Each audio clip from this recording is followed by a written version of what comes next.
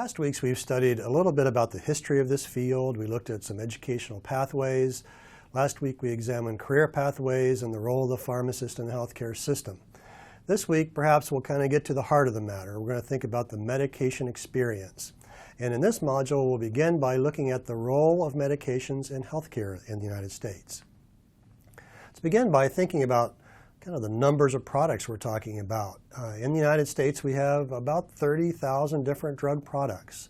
We really are a drug-taking culture. We use a lot of medications, nearly 4 billion prescriptions a year, and they include prescription drugs, which includes controlled substances, which we'll learn about later on this week, over-the-counter medications, investigational drugs that are used in clinical trials that we'll learn about next week, and things like complementary and alternative medicines, which we'll learn that as a pharmacy fundamental today. So a lot of drugs. And we spend about $325 billion a year on these agents, nearly $900 per person in the country. Unbelievable. Let's look at some specific data in this regard. And I want to examine a couple of graphs with you. These are from the Centers for Disease Control and Prevention, their National Health and Nutrition Examination Survey. And what we see here is a figure showing trends in the percentage of persons using prescription drugs in the United States, 1999 to 2008. What I want you to understand here is that we have along the x-axis different years. So we go from 1999 to 2000 through 2001, etc., up to 2007, 2008. On the y-axis, as we go up, we have increasing percentage of Americans who use drugs at the rates indicated. Goes from 0% up to 50%. And then what I'm really interested in are these trend lines. The top one, the dark blue, shows us the use of one or more prescription drug in the United States. And we see that trend line is kind of slightly going up. As of 2008, about 48%, nearly half of all Americans have used at least one prescription drug that year. Let me also say that that trend has continued through 2012, so the numbers we're looking at here are very similar to what has continued through the current time. The second line, the green line, shows us those who have used 2 or more prescription drugs. That is about a third of all Americans as of 2008, 31.2%. The bottom line being those who have used 5 or more prescription drugs. That's about 10%, 10.7% to be precise in 2007, 2008. If we use the same data from the same survey from CDC, now we're going to break down on the x-axis different age groupings. So we have those who are 0 to 11 years old, those who are 12 to 19, those who are 20 to 59, and those who are 60 and over. On the y-axis, again, we show percentage of Americans who use drugs at different rates. Let's look first at the very young. We see for those 0 to 11, the largest bar is the dark blue one. That means having used one prescription drug in the past month. About 14%, 14.1% of those 0 to 11 have done so. The other rates of usage, the dark green one, the second bar, are 2 drugs. The light blue is 3 to 4 drugs, and the final bar is 5 or more. And you can see that those are relatively low. And no big surprise, as we go up the age scale, as we get older, we see that these bars tend to increase. For those 12 to 19, those who have used at least one prescription drug in the last month, about 17%. Lower numbers for the higher usage. For those 20 to 59, nearly 20%, 19.6% have used at least one prescription drug in the last month. The other bars are starting to rise. And then things change a lot as we get older. For those of us who are 60 and over, we see that the largest bar are those who are using 5 or more, and that's 36.7%. Over a third of those 60 or older are using 5 or more prescription drugs in the last month.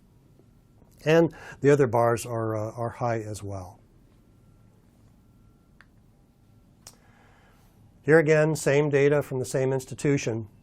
This time on the x-axis, we have several different kind of parameters that we're grouping data by.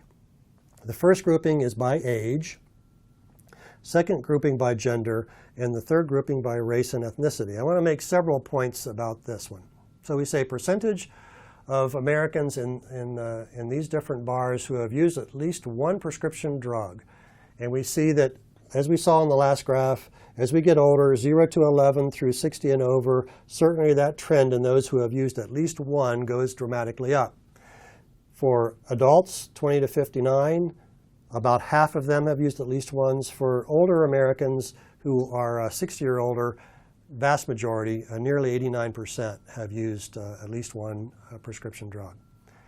And then we see by sex there is some difference. Certainly women in the United States using prescription drugs at a higher percentage, 53 versus 43%, the right bar being women, the left bar being men. And then here's a point that I want to make with you in one of our pharmacy fundamentals. As we look at different race and ethnicity groups, the usage of prescription drugs goes down. For whites, it's about 54%. For blacks, it's 42%. For Mexican American, 33.9%. So the point I want to make here, and we don't know exactly what is causing that particular trend from the data we're looking at right here, but the fact remains that those who are from different ethnic groups have different access or different usage of prescription drugs. So we're going to talk later on in our pharmacy fundamentals about health disparities. I want you to remember kind of this kind of graph as we think about that. And then finally, same data, same institution. What are the drugs? So if we look at all of this usage, what are the highest percentage of usage in terms of specific agents? And so we see here percentage of prescription drugs used most often by drug type and age group in the United States. This is 2007, 2008 data.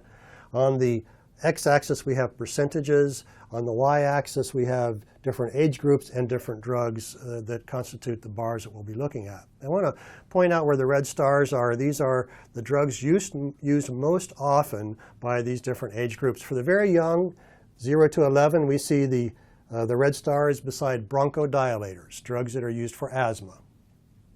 For those who are teens, 12 to 19, we see the most commonly used drugs are CNS stimulants, used for things like attention deficit and hyperactivity disorder. We're going to come back to that kind of drugs like Ritalin and Adderall later on this week when we think about prescription drug abuse, because that's one drug category that we're very concerned about. For adults 20 to 59, the most prescribed medication are antidepressants. For those who are 60 or over, the most prescribed medication being cholesterol-lowering drugs. We're going to think about hyperlipidemia this week as well. These are the drugs that are being used to help combat that problem, and you can see that they're being used at a very high rate for seniors. Well, we've taken a little look at the kind of very high rate of usage of prescription drugs by Americans. Let's think for a few minutes about how this happens. I mean, where do these prescription orders emanate? And I want to look at several different groups. First being physician office visits. When we go to the physician office, often we're going to leave there with a prescription in hand or some order that is transmitted to a pharmacy for us to take prescription drugs. So let's look at this in terms of 2010 data from CDC. And from physician office visits in that year, 2.6 billion prescriptions or drugs provided were included in office visits in physician office. 75.1% of the visits to physician's office involved drug therapy. So about 3/4 of all visits to physician office result in the use of a prescription drug. The most prescribed therapeutic classes out of physician office being analgesics used for pain, anti-hyperlipidemia agents. We just talked about them being used to lower cholesterol, so we know why that might be. And then finally, antidepressants. If we look at hospital outpatient visits, here we know that there are about 285 million prescriptions issued in 2010 from that venue, or drugs provided. Again, about 3/4, 74.4% of visits to these clinics resulted in drug therapy. And the most prescribed therapeutic agents here being analgesics for pain, anti-diabetic agents for diabetes, or anti-hyperlipidemia agents as well. And then finally, if we go to the emergency department and we look at what happens there, we see that 271.4 million prescriptions emanated from ED visits, or drugs were provided. Even a higher rate of usage being 79.3%. Nearly 80% of visits to EDs result in drug therapies. And here, the most prescribed classes being analgesics, antiemetics for nausea and vomiting, or anti-vertigo for dizziness agents, minerals, and electrolytes, often used in fluid replacement. So what are our pharmacy fundamentals today? Some of them we've referred to directly, some of them we have not. The first is a phrase called polypharmacy. I want you to be familiar with what polypharmacy means. This is the use of multiple medications, often implying excessive use of medications resulting in adverse drug events. So we see that we use a lot of medications in the United States. We are a drug-taking culture. Some call us medication nation. Polypharmacy becomes quite an issue. We're going to define, as we mentioned this earlier in this module, complementary and alternative medicines. People refer to this as CAM, or C-A-M. This is a group of diverse medical and healthcare systems, practices, and products that are not presently considered to be a part of conventional medicine. Complementary medicine is used together with conventional medicine, and alternative medicine is used in place of conventional medicine. And I have there for you a website where you can learn more from the National Institutes of Health about complementary and alternative medicine. And then the pharmacy fundamental of health disparities. We noted when we looked at the use of prescription drugs in the United States that there are differences based on race or ethnicity. Health disparities are preventable differences in the burden of disease, injury, violence, or opportunities to achieve optimal health that are experienced by socially disadvantaged populations. Populations can be defined by factors such as race or ethnicity, gender, education or income, disability, geographic location, for example, rural versus urban, or sexual orientation, as defined by our Centers for Disease Control and Prevention. So here's a couple of questions I'd like you to think about as you go into our discussion forums this week. One is, why do we use so many medications in the United States? Why is that? And then secondly, what can we do to help eliminate health disparities? This is an important week. I'm excited to get started on this week's content with you, thinking about the medication experience.